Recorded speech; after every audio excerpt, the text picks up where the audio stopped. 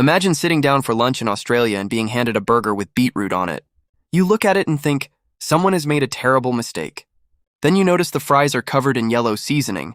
Your Australian friend casually calls a gas station a servo, and somehow they're telling you that a slice of buttered bread, covered in hundreds and thousands, is a completely normal party food.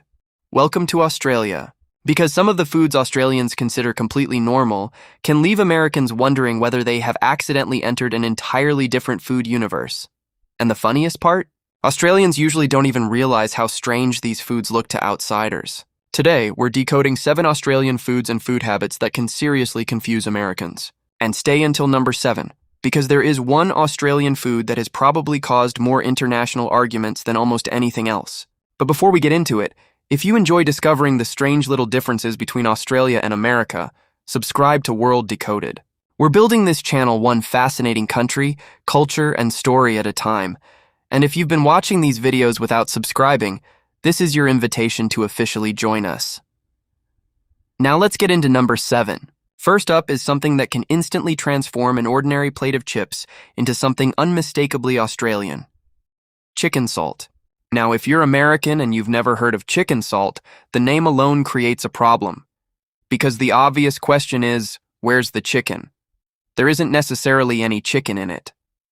Chicken salt is a savory seasoning commonly used on chips and other foods in Australia, and for many Australians, ordering chips without it feels like leaving the best part behind.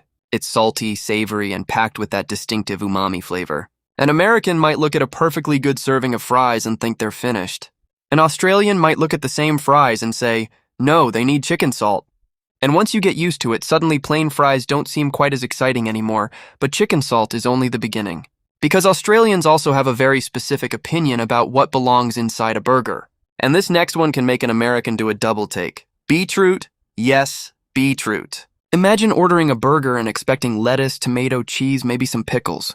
Then you take the first bite and discover a cold, sweet slice of purple beetroot sitting right in the middle. For many Australians, that's not weird at all. In fact, beetroot on a burger is one of those Australian food combinations that has become part of the country's identity. The famous Works burger can include a collection of toppings such as beetroot, egg, bacon, pineapple, and other ingredients depending on where you order it. To an American, it can look like someone opened the refrigerator and decided to put everything inside a bun.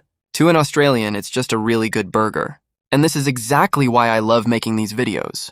Because when you compare two countries that seem similar on the surface, you discover that the smallest things can reveal the biggest cultural differences. And if you're enjoying this one, hit subscribe now, seriously. If you've already watched a few World Decoded videos, don't just be a viewer passing through.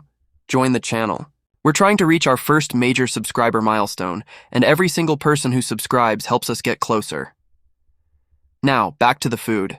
Because we're heading somewhere Australians know extremely well. Servo. In Australia, a servo is a service station or gas station. And inside that servo, there is a food that has become almost legendary. The meat pie. Tell an American you're having a pie for lunch and they might imagine apple pie, maybe cherry, maybe pumpkin. In Australia, pie can mean something completely different.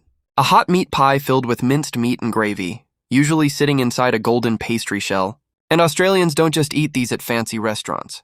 You can find them at bakeries, sporting events, service stations, and plenty of everyday food stops. And then comes the most important part, tomato sauce, a generous amount. Sometimes so much that the first bite becomes a dangerous operation. You bite into the pastry, the hot filling is inside, and suddenly you're trying to prevent the sauce from escaping down your hand. It's messy, it's hot, and Australians love it. But if the meat pie is Australia's serious comfort food, the next one looks like it was designed by a 5-year-old with unlimited access to sprinkles. Fairy bread, white bread, butter, hundreds and thousands. That's basically it. Yet this ridiculously simple combination has become one of Australia's most recognizable childhood party foods. At an Australian birthday party, fairy bread can feel completely normal. To an outsider, it looks like someone accidentally dropped a box of sprinkles onto a piece of toast. But that's exactly what makes it interesting. Food isn't always about complexity. Sometimes it's about memories.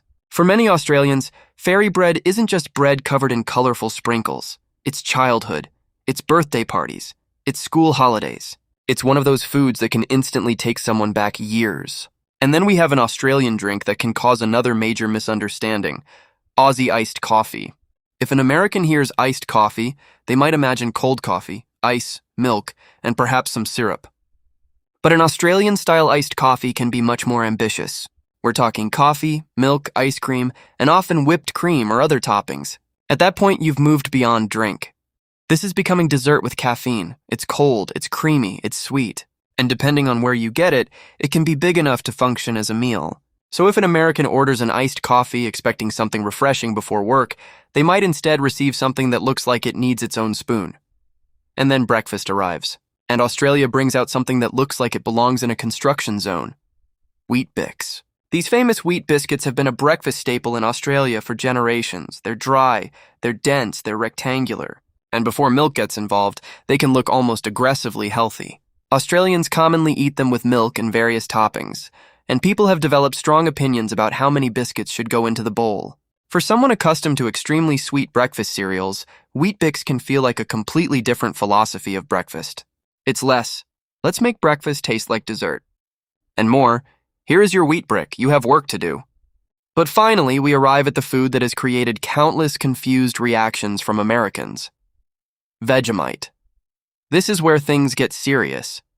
Because if an American tries Vegemite for the first time and spreads it onto toast like peanut butter or Nutella, the experience can be brutal. Vegemite is intensely savory and salty, and you don't need a huge amount. The traditional approach is to spread butter generously over the toast and use a relatively thin layer of Vegemite. Very thin. Think of it more like seasoning than a giant spread.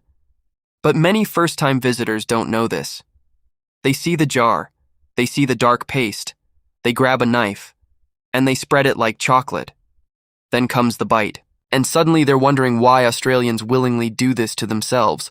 But here's the thing. Vegemite isn't supposed to taste like Nutella. That's the whole point. It's salty, it's savory, it's intensely Australian. And for people who grew up eating it, the flavor can be tied to childhood memories, breakfast, family, and home. So when an American says, "This tastes terrible," an Australian might not simply hear criticism of a food. They might hear criticism of their childhood, and that's what makes food culture so fascinating. The foods we grow up with become normal to us. We stop questioning them. We stop noticing how unusual they might look to someone from another country. A burger with beetroot, yellow chicken salt on chips, a meat pie from a servo, fairy bread covered in hundreds and thousands, an iced coffee that looks like dessert, a bowl of Weet-Bix, and a tiny amount of Vegemite spread over buttered toast. None of these foods needs to make sense to the rest of the world, because culture isn't built from things everyone agrees on. It's built from the little things that make one place feel like home. So now I want to know what you think. Which one of these would you actually try? The beetroot burger? The servo meat pie? Fairy bread? Chicken salt? Aussie iced coffee? Weet-Bix? Or are you brave enough to try Vegemite? Tell me in the comments. And if you're Australian, tell us what food we missed, because I'm sure there are plenty. And if you're American, tell us which one looks the most bizarre. If you enjoyed this journey into the strange little food differences between Australia and America, subscribe to World Decoded, because this channel isn't just about food. We're uncovering the habits, traditions, unwritten rules, and everyday things that make countries around the world completely different from what outsiders expect. And trust me, Australia has a lot more surprises waiting. So subscribe, join the World Decoded community, and watch the next video. Because once you start noticing the differences, you realize something fascinating. The things people consider completely normal can tell you more about a country than almost anything else. I'll see you in the next one.